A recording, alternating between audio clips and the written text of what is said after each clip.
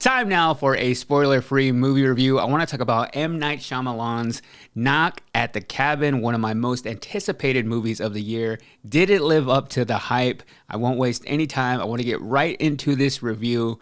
I actually just left the theater, just sat down to record this because I wanted to share with you my raw emotions. So before I get into my review of Knock at the Cabin, here's just a little bit of the trailer if you haven't heard or seen it yet.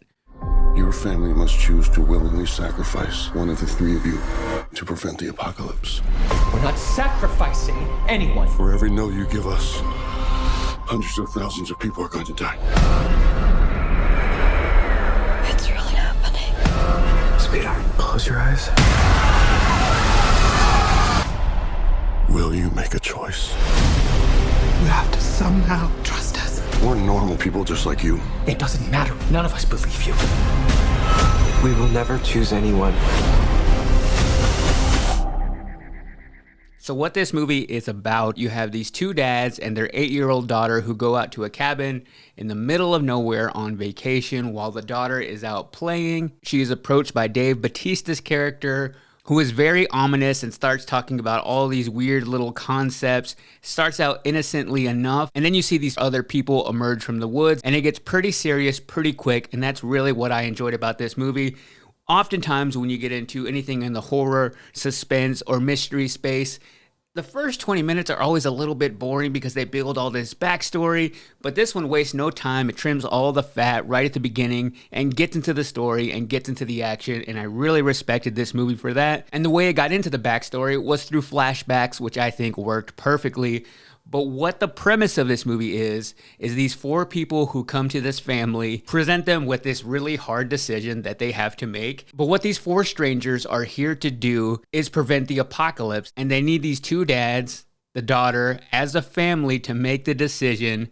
It's a really tough choice to make. I don't want to give away too much, but it will either prevent or cause the apocalypse. So the question it brings to you, the viewer, and the question I had running through my mind the entire time: what would I do? Would I save my family? Would I save the world? Would I believe these people who just showed up out of nowhere and seem like lunatics? And that is what the entire movie attempts to answer. And this movie has a pretty limited cast, so that means you have to have some really stellar performances in order for this movie to stand out. You really only have the three members of the family and the four mysterious strangers to carry this entire movie.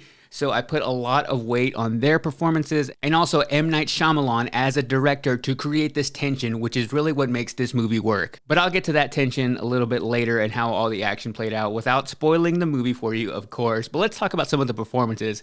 I really sang his praises in Knives Out. I went on an entire rant how Dave Bautista is really solidifying his career as a legit actor. At least for me, he's been able to show a lot of range in the roles he's been taking on. Yes, he's done some action movies. Yes, he's done a little bit more cheesy movies.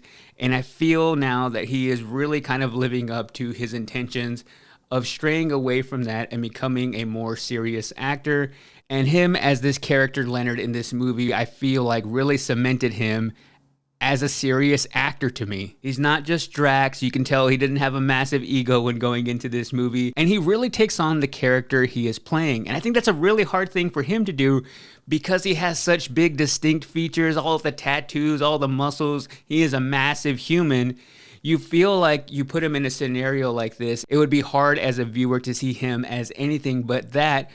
But he is able to transcend that. This character, Leonard, has a lot of depth. You can really feel some emotion in his performance, and you really believe and buy into his backstory. So I felt like he was really the star of this movie. But then you have the daughter in this movie who was only 8 years old while filming. Kristen Chui made her debut on the big screen and did it in such a commanding way. Again, she was only 8 years old while filming this movie, but she was so articulate and so convincing. She completely crushed this role. Maybe that's due to M. Night Shyamalan and his ability to get a great performance out of a child actor. Just look at Haley Joel Osment in The Sixth Sense. So a little bit of credit to him, but mostly credit to her for completely crushing her debut as an 8-year-old. And then you have the two dads in this movie, Andrew, played by Ben Aldridge, who I recently saw in Spoiler Alert. He was really good at showing raw emotion in this movie. I really felt his conviction and his love for his family and trying to protect them.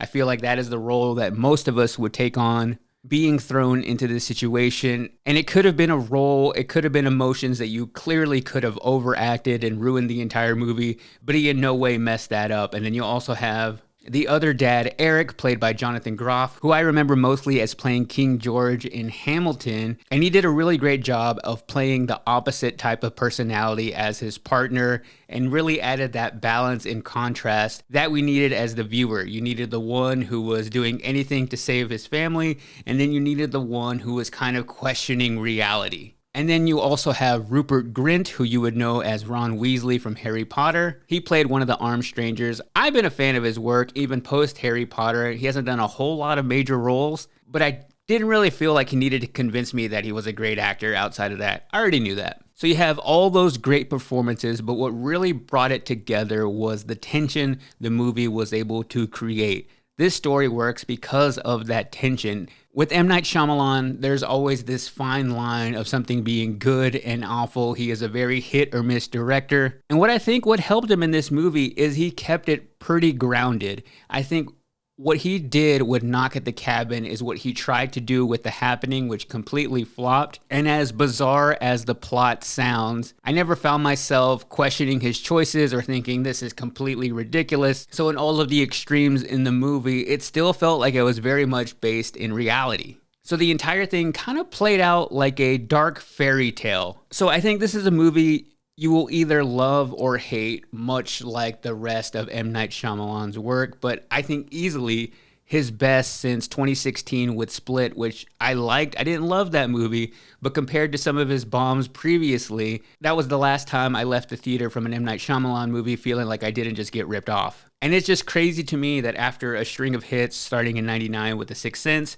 going from that to Unbreakable, Signs, The Village, say what you want about Lady in the Water, I still really enjoyed that movie, but it kind of began his decline because he followed that up in 2008 with The Happening, then The Last Airbender in 2010, and if that didn't completely wreck his career, he really went even further downhill with After Earth in 2013. I don't think he's necessarily back with this movie. I think some people really like Old, his movie previous to this one. So I'm still on a case-by-case basis when it comes to his movies. I'm not saying he's back. I'm not saying I'm all in on his work, but I think he needed a hit for me to even be considering going to another M. Night Shyamalan movie after this. So this movie really worked for me. It's a polarizing movie. He makes polarizing art, but I think polarizing art is worthy of your judgment. So take what you want from this review on whether or not you think this movie is for you. If you've been a fan, I would say, of his early work, those first 4 films that I still really enjoy, even rewatching them, I think they still hold up to today. If you were a fan of those movies, forget about some of that stuff in the middle and hop over to Knock at the Cabin.